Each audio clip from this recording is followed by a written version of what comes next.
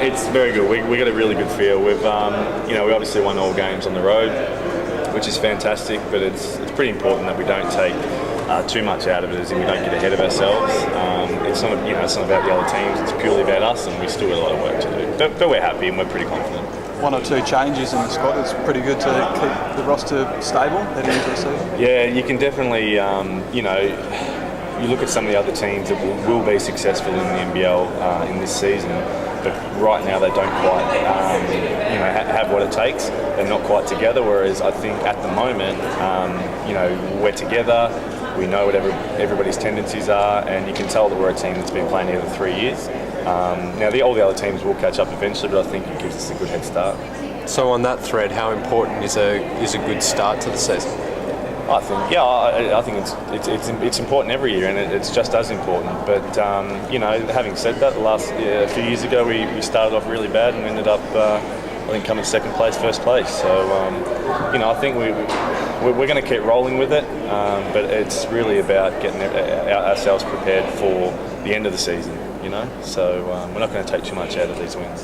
Very similar squad to last year, apart from the addition of Luke. What do you think he can bring to the team? He's going to be fantastic. He's already shown what he's capable of. He's 7'1", and anybody that size, regardless of the skill level, he's just going to be such a big addition to the team. And the bonus is with Luke, he is a very, very skilled big.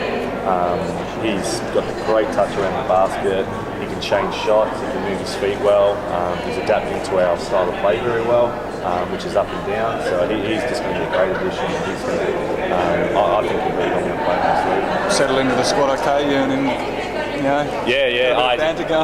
Great guy. He's been critiquing my parking on the road every single time we're in the car. He's like a little leprechaun on my shoulder or something. But he's settling in just fine. I think a big man like him is the last kind of piece of the puzzle for you guys, do you think? Yeah, I think so. I think we rely so much on our guards putting full court pressure on and then relaying that into the half court. But with the 7-footer in the key, it just means that you can put extra pressure on the guards.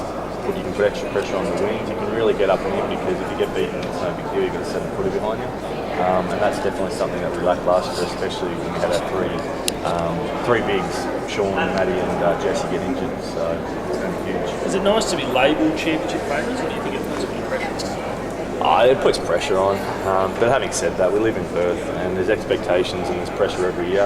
I think it's my 6th year at the club, and every year we have the same speech saying we're going to win the championship, and that's just the way it is. And I think the guys, that's another positive of having been together 3 years. We know we've got expectations. We know that we will be somewhat the favourites, top one or three, 1, 2 or 3. So I think we're used to it now, and it's just about us.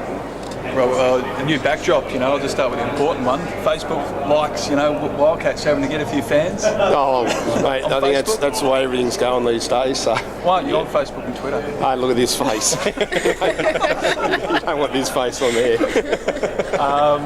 On the season, good to have a stable squad heading into the season. Yeah, it is. That's what I believe. To be successful, you've got to have stability, and that's a goal of mine over the last few years, is to build a group over a period of time. We've retained 9 out of 10 players, and then now we've included Luke Neville, so very, very happy. Yeah, obviously happy with choosing Luke over pursuing Bogan. Yeah, no, it made better sense that I would have loved to have Bogan. There's no question. Every coach would want to play like him, but that would have only been for short-term gain. Where by having Luke, that's a long-term term prospect. He's the biggest player in Australia. I believe he can play in the NBA. He just needs to find a home, and hopefully now that he's back at Perth, that he can stay. Does Luke make you even better than you've been the last 2 seasons overall as a squad, do you think? I think we were better last year than when we won the championship. I think the injuries took away a championship from us. I know we're better than what we were right now than last year. Adding Luke into the squad gives us a complete group of players, and I think we've got a group that can definitely be up there and have a crack at the times. Is it a case then of you have to win the championship for it to be a successful season if you do feel that you're in a better place than the last two? No, I think that, I can't control that, but I think everybody wants to win a championship. If we continue to get better every game, all our players will get skill-wise, physically, we give ourselves the best chance of winning. Other teams have improved very well. Gold West are very good, Melbourne are very good, Adelaide have recruited well. So I think that there will be a very tight competition, but if we can remain injury-free and keep getting better, I think that we'll be there. What about for you personally this season? Obviously last year the contract, do you feel a little bit more personal pressure this time? No, none at all. None at all. It's out of my control. I turn up to work every day, work as hard as I possibly can, do the best I can, my ability. Everything else is out of my control, so I don't feel any pressure at all. How good is it to have basically a new recruit in Shawn Redhage back and fit and ready to go? Yeah, he's given us another dimension, just from a mental perspective. What he's had to overcome to come back, it's inspiring. And for all of our players to be with Shawn the whole way, to see how he's come back. You can't underestimate just how important it is to soccer. Well, I think that's what happened last year. As soon as we lose our captain, our MVP, our best scorer, it took a lot out of us last year. That helped with the growth of other players. Now that he's back, he's been a wonderful leader. I think that he appreciates the game a lot more, and his influence on the team has been absolutely fantastic. At the time of the injury, do you think you'd ever get him back playing for the Cats again? No, when it all happened, the medical staff, the severity of the injury, everything he had to go through, all the experts were saying that no, he was done. So you do listen to what they say. However, he's just so determined. His willpower I've never seen it in anybody ever. And now that he's back, I just take my hat off to the guy. Have you changed anything up? Are you sticking to the same game plan, or do we expect anything new from Rob Beveridge and the Wildcats? Same game plan, but we're going to be probably a lot more aggressive, more tenacious, more physical. I think that's what hurt us last year. We weren't physical enough when it came crunch time against New Zealand. I think they beat us up pretty bad, and we're going to go with the approach. We're going to be a lot more physical this year. Just looking forward to the end of this week. You got the Broome series after such a successful pre-season campaign. How important does that come, and what do you look for in Broome? Right now, it's about putting icing on the cake. The guys have worked extremely hard. They're bigger, they're stronger. You just see their bodies. They're just fantastic shape at the moment. What we're going to do in Broome is tweak a few things. We're going to be out of the spotlight of all the other NBL teams. During the pre-season tournament, there was a bit of cat and mouse going, but we're going to try and do a couple of different things that nobody really gets to see. Feeling fit and healthy yourself? Yeah, feeling good. Had a little bug yesterday, but feeling better today. So hopefully it was just a 24-hour thing. And I think the group is we're real excited about the season to start. We put in the work. We've had some good success, and had a good test in the championship game over in the preseason tournament. We weren't playing well, and the Sydney was playing pretty hard. So it was a good test for us to come out and be able to get a win, even when we're not playing our best basketball. You've had a few practice matches, pre-season and then the pre-season NBL tournament. How did you feel in those games? Yeah, each time I take the court, I feel a bit more confident.